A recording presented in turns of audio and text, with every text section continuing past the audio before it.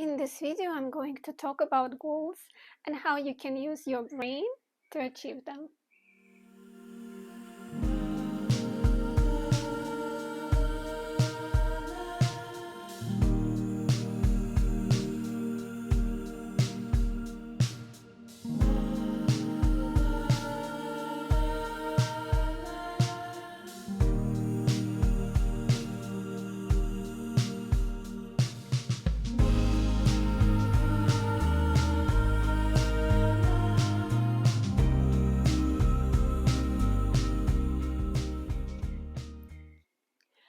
Hi, my darlings. Welcome to Be Strong and Love Yourself, a channel for very strong people.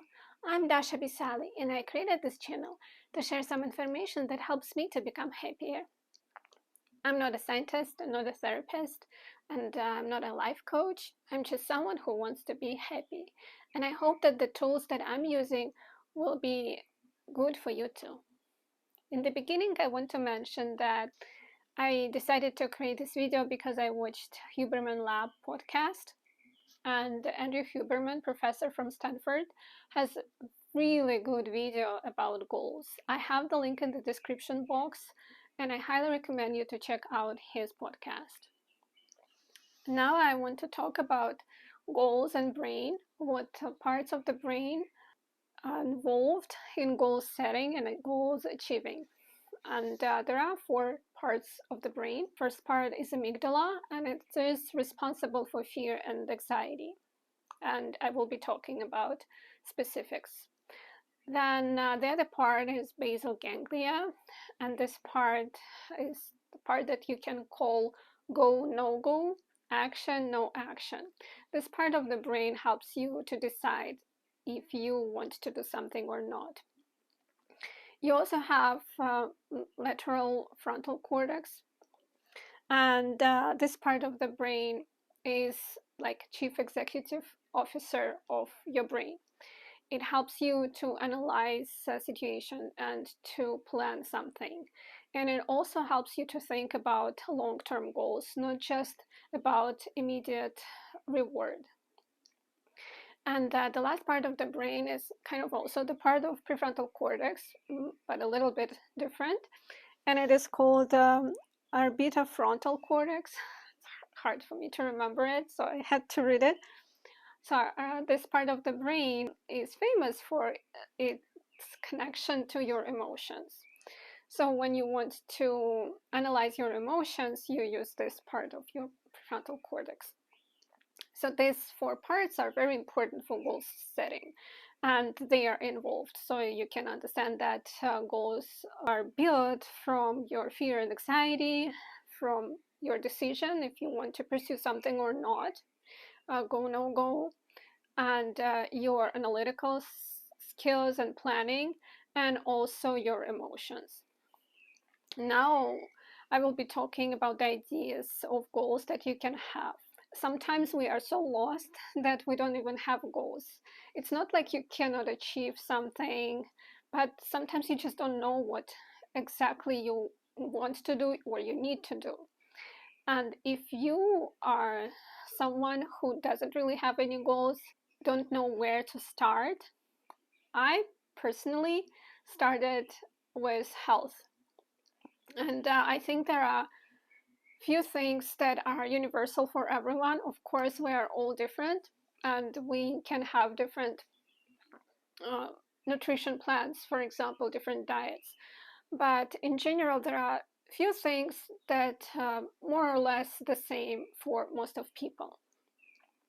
And I will share with you my personal health goals and what I did to develop good habits that help me to stay healthier. And there are probably 3 main things about health is a good sleep, and some good diet and fasting, and exercising. And you can again have your own diet, and it's extremely personal. Perfect way to find what you need to eat is to have a blood test done and get the results and see. Maybe you can have specific diet based on your blood test. And in future, I'm going to make some research in this area for myself personally, not for many people. And I will share my personal experience with this type of nutrition diet. But for now, I just want to say that I personally try to fast for 16 hours every day. So I stop eating at 8 p.m. and I don't eat till noon. And I used to have 12 hours or 14 hours, 14 hours fast. But now I pushed it to 16 hours, and probably I will try to push it more to have a longer fast, because it's better for longevity and anti-aging. The other thing is what I personally do. I exercise every day. And what I learned for myself, it's hard for me to exercise for too long, for like an hour, for example.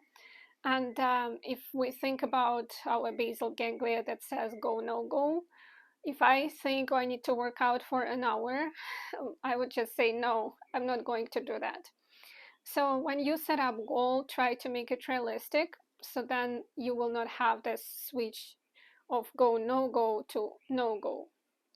And it's very important not to set up goals that you know for sure you will not be able to achieve. But at the same time, don't set up goals that are too easy, because then you will not be interested in them. They will not be too exciting, and your emotional part probably will not be too helpful. In terms of sleep, I try to walk every morning, because morning walk around sunrise time helps to fall asleep better at night. And for me, key motivator in setting up my habits for fasting, walking, exercising was always fear. So to me, the best thing in goals is that I always think if I don't do that, it would be horrible. And now I want to talk about visualization of the goals, and how you can use this fear, your amygdala, and visualization combined in order to stay motivated. And when we hear visualization and goals, we always think about how we can visualize our success. And this is what I read in most of self-development books, that you need to sit down and picture yourself in Ferrari and a huge house, when you have rich husband, for example, or beautiful wife. And these are recommendations, probably most common. But what I found more useful, and I think it is proved by science as well, and that it's better to visualize your failure than success. And unfortunately, not too many people talk about it.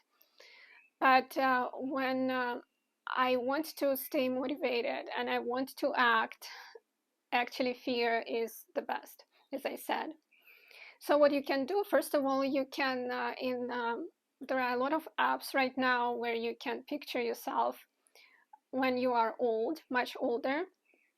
And you can create this picture and look at yourself, how will I look like when I'm 60, 70, 80 years old? And picture yourself and think about yourself, what will happen to you, how you will look like, and then kind of attach your today's actions to your future self. And your lateral frontal cortex will help you to push you towards your goals, and also your amygdala will help you. And you also can imagine how will you feel emotionally if you are old and not very healthy, and then you look at your life back and you think, oh my God, I actually could take care of myself, I could make my life better, but I didn't. And then you can emotionally live through this regret that never took place, but it can also help you to stay motivated. So imagine, instead of imagining your success, like a lot of people recommend, try to picture your failure and visualize it really well. And you don't even have to think about this very long term things like how will I look like in 20 years. You can even think, if I don't go for a run this morning, in the evening I will feel bad. And for myself personally, if I am not productive during the day, I know that in the evening it will not be very pleasant. And in order to notice your emotions and how you feel, you can also have like a checklist at the end of the day and try to assess your behavior. And it also will help you to focus on your emotions, and next time you probably will be more productive. Then the other thing that can help you with goals, of course, is to attach some value to your goals. As an example, currently I'm trying to learn how to do splits, and I'm not into gymnastics. I never was into some professional sport in my life, so it's not like I used to do some gymnastics when I was in high school, and now I just need to do a little bit of workout to do splits. No, I actually did my first split when I was 35 years old, and then I stopped working out and exercising, and now I cannot do splits. And I started about 2 weeks ago to work on this goal, and probably had this much distance, from my butt to the floor, and now it's much smaller. What helps me a lot with achieving this goal is just the idea of how cute it will look like if I can do splits. And I value this cuteness a lot, so I attach value to this goal. And I understand that it's valuable for me. It doesn't have to be valuable for someone else. But in my mind, it's so cool to do splits that it helps me to stay motivated. And again, it is emotional part of me. My emotions tell me that it will be cute. You can attach value to some of your goals and use your own emotions. So these are a few things that might help you, and I hope that they will help you. And let me sum up. First of all, remember that goals are driven by fear, anxiety, go, no go, when you decide if you take action or you don't take action, and your analytical thinking and planning, long-term planning including, and also your emotions. And you can use the visualization when you try to achieve your goals, but try to use the visualization of a failure, which sounds not very fun, but it can help. And also try to attach some value to your goals. So this is it for today. And again, try to focus on your health if you haven't done it yet.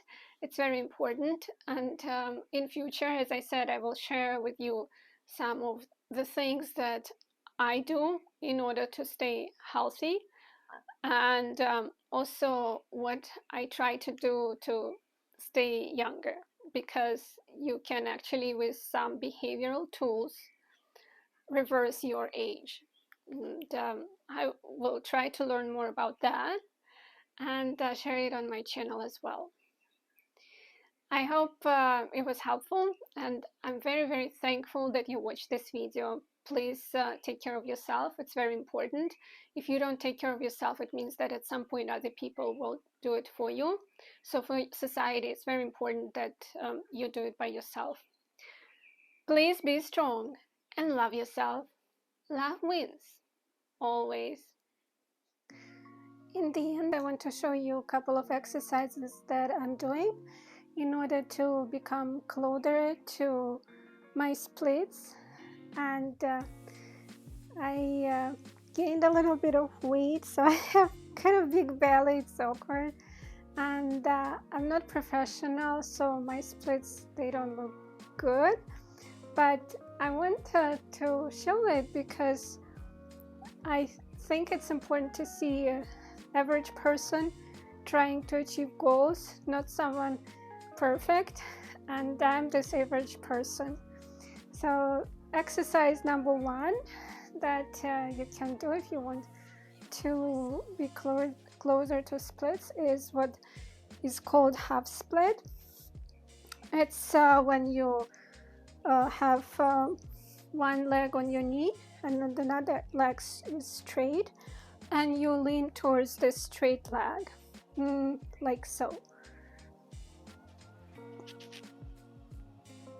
And you can hold it for a while, and if you move your feet this way, you can feel a deeper stretch. Then exercise number 2 is when you do like a lunges. I think it is called. I'm not even sure how it is called. But you try to stretch your muscles in here, and you also need to hold it for a while. And of course, if you want to achieve your splits, if you want to do splits, you need to do splits themselves. I cannot do full split for now, but I will show you how I work on it. And I do it on a couch right now because it's a little bit easier, but when I exercise, of course I do it on the floor. But okay, so let me just show you what I do for splits. So go like this, and then I just try to move as deep as I can, and also work on my back. You can see that my leg is not straight in here, and I still have distance. But if I hold it, I become closer to full split.